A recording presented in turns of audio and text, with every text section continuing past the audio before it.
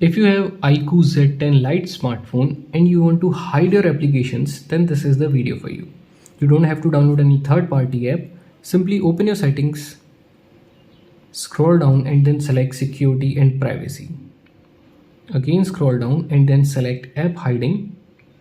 Firstly, you have to set a privacy password. You can set a 6-digit password or you can select pattern, 4-digit or alphanumeric password. I'm selecting pattern. Draw your pattern and then confirm your pattern. Answer 2 security questions and then click on next. You can add your email address if you want, otherwise click on add later. Enable this, then it will show all the applications which are installed in your smartphone. Select the app you want to hide. For example, I want to hide my files and then click on confirm. As you can see in the app drawer, you can't see the files application.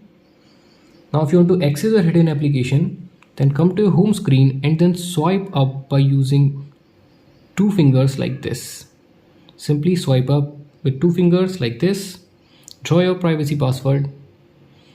Click on add later, then it will start showing your hidden application. So that's how you can hide and access your hidden application in Iqoo Z10 Lite smartphone.